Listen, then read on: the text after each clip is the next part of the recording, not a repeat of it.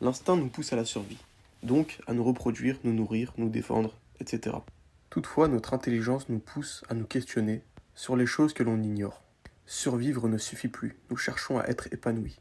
Cet épanouissement peut passer par l'envie de confort, qui nous pousse à l'évolution technologique, à posséder des biens en abondance, pour se faire dominer afin de nous accaparer ce que l'on souhaite posséder, jusqu'à un épanouissement plus spirituel, afin d'obtenir des réponses aux questionnements qui nous frustrent. Au fur et à mesure du temps, le confort, la spiritualité et la domination ont pris différentes formes.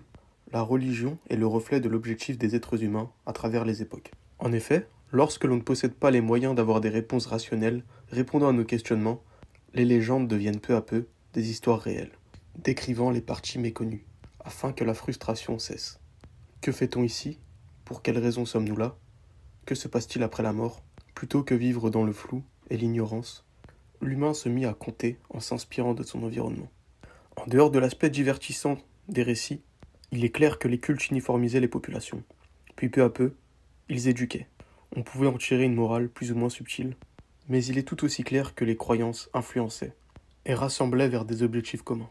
Les croyances se développaient au fur et à mesure des territoires conquis. Les vaincus se devaient donc d'adopter les croyances des vainqueurs, afin que les rancunes s'estompent et qu'avec le temps, la conquête soit finalement vue comme un bienfait. Car les conquérants deviennent ceux qui ont apporté la vérité, et lorsque l'on considère à présent des individus comme nos semblables, les chances qu'une vengeance ait lieu se voient limitées. L'idée d'enfer et de paradis est également un facteur important quand l'objectif est d'influencer. Les croyances résolvaient, souvent, les problèmes sociaux de l'époque, comme avec la règle du mariage par exemple, qui garantissait l'exclusivité de la relation, donc qui limitait par la même occasion la propagation de maladies sexuellement transmissibles, et cela assurait davantage à l'homme d'avoir réellement des liens paternels avec l'enfant. Les prières quant à elles servaient à différencier les croyants des non-croyants. La pratique fait donc office de rappel, et participe à l'identité religieuse. Les hommes s'attachent en effet plus aux croyances dogmatiques qu'à la spiritualité. Car en cas de conquête par exemple, on craint plus la sentence divine que la sentence humaine. L'envie de mourir martyr rend les êtres humains plus déterminés encore. Un homme ayant des croyances spirituelles a toutes les raisons de s'attacher à la vie. De ce fait, les croyances dogmatiques ont toutes les raisons de prendre le dessus sur les autres.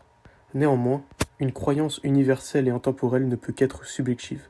Toutefois, l'interprétation personnelle mène à la divergence. C'est pourquoi le dogme fut la solution la plus adaptée. Dans nos sociétés actuelles, du moins en Occident, la science prend peu à peu le dessus sur la religion.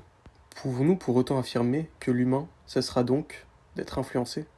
Eh bien non, elle est simplement plus subtile. Les influences se font par exemple par le biais des médias, des séries ou de l'enseignement. La télé ou les séries habituent notre cerveau à visionner de manière répétée des idées jugées à l'origine comme anormales. Avec le temps, elles finissent finalement par être acceptées peu à peu. Tout cela crée une population majoritaire, liée par des idées communes, également jugées par la société comme conformes. Les réseaux sociaux dissuadent également, peu à peu, les individus minoritaires, ayant des idéologies contraires à la masse, lorsque leur raisonnement pourrait subjectivement sonner comme offensant à leurs yeux. Le jugement humain prend donc peu à peu l'ascendant sur le jugement divin, allant jusqu'à appliquer sa capacité d'omniscience.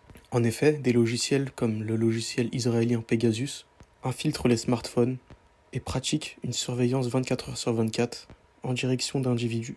On peut donc émettre l'hypothèse que dans un futur plus ou moins proche, se développera de plus en plus, jusqu'à s'appliquer par exemple à l'échelle d'une population entière, ce qui accentuera par la même occasion le conformisme et l'hypocrisie collective. De plus, la sélection naturelle participe également à cette sélection.